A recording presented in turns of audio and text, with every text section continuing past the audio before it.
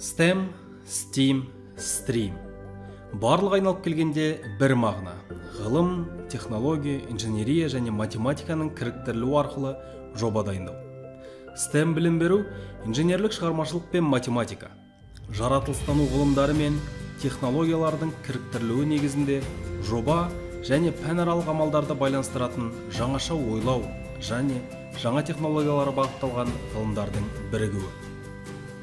Ол оқушының бойында зерттеушілік, сыни тұрғыдан ойлау, ғылыми техникалық білімді күнделікті өмірде пайдалану, белсенді қарым-қатынас құру және командамен жұмыс жасау, жобаларға креативті және жаңашыл көзқарас қалыптастыру дағдыларын дамытады.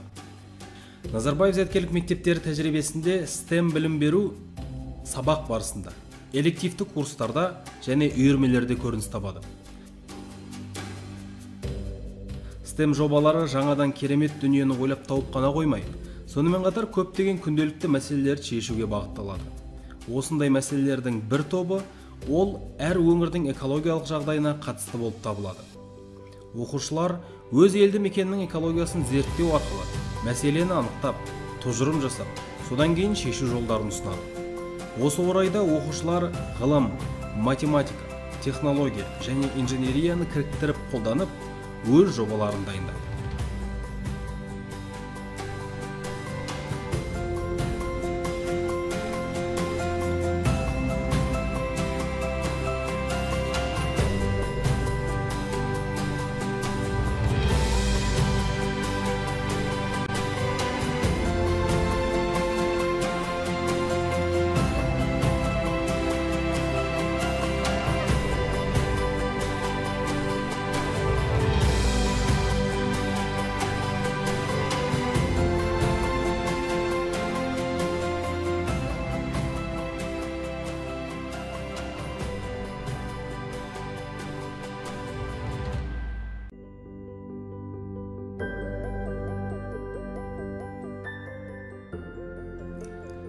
STEM жобасын іске асыру нақты 7 кезеңнен тұрады.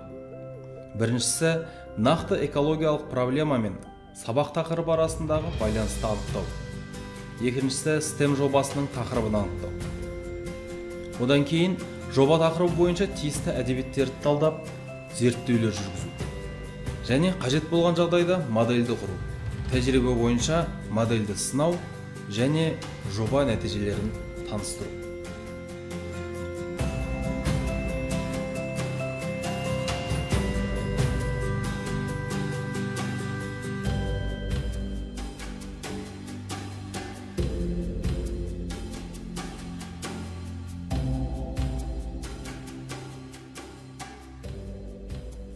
Жаратылыстану математикалық бағытындағы сабақтарда оқу процесі мәліметтерді жинауға және талдауға, ресурстарды іздеуге, оқу зертханалық жабдықтарды пайдалану арқылы зерттеу нәтижелерін дайындауға бағытталған.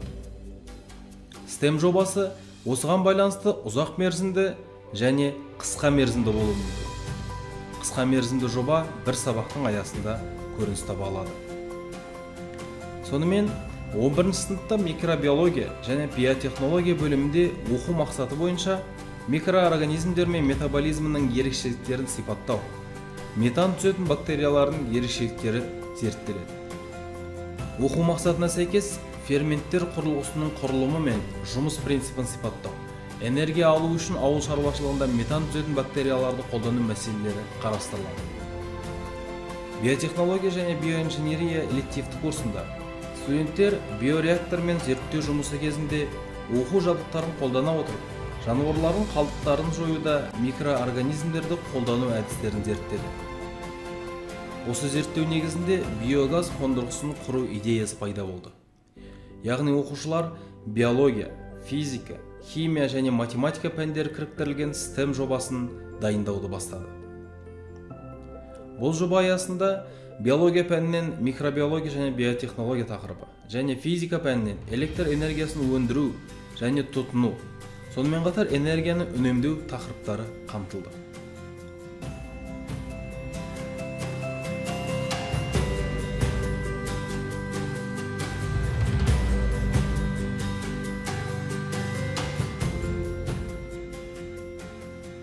Бұл жобаның шешуге бағытталған экологиялық проблемасы мұнай өнімдерін энергия көзі ретінде пайдалану салдарынан атмосфераның көмір қышқыл газымен ластануын тежеу және азайту.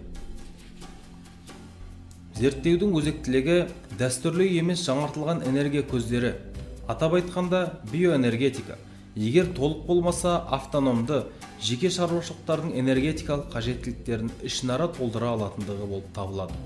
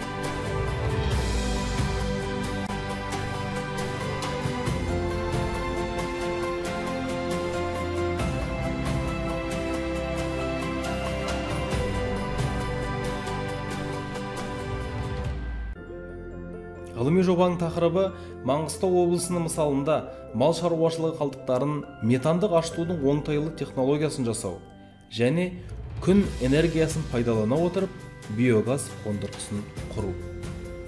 Зерттеудің мақсаты әртүрлі жануарлардың қалдықтары мен метандық ашыту технологиясын зерттеу және дамыту.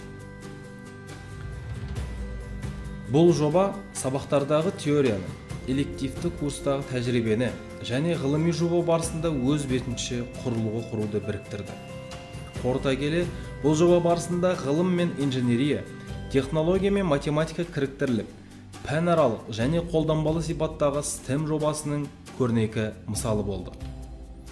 Әр пән бойынша қамтылған оқу мақсаттары келесідей болып табылады. Биологиядан метан түзуші бактериялардың қызметін зерттеу. Физикадан қысымның температураға тәуелділігінің изобарлық процесі. Математикадан метанды ашыту процесінің технологиялық көрсеткіштерін есептеу және химиядан тотығу, тотықсызданду реакциялары болып табылады. Инженерияның көрінісі қолда бар материалдардан құрылғы, биогаз қондырғысы құрастырылғандығы болып табылады. Осылайша, биогаз қондырғысының STEM жобасы оқушыларға тәжірибе өткізуге мүмкіндік беріп, өңірдің экологиялық проблемасын шешу жөнінде ұсыныстар енгізілді. Экологиялық мәселені шешіп қана қоймай, сонымен қатар, аймақ экономикасын дамыту үшін облыс көлемінде биореакторларды енгізу жоспары ұсынылды.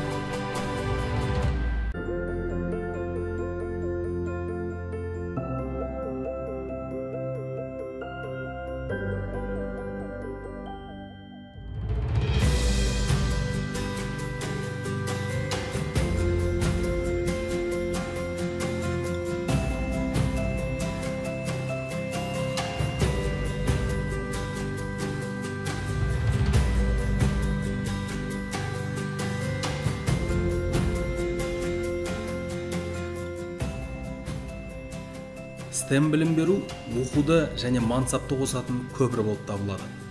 Оның тұжырымдамасы балаларды технологиялық тұрғыдан дамыған елге дайындайды. Келешектің мамандарына жан-жақты дайындық пен жаратылыстану ғылымдары, инженерия, технологиялар мен математиканың әртүрлі білім беру салаларынан алынған білім керек.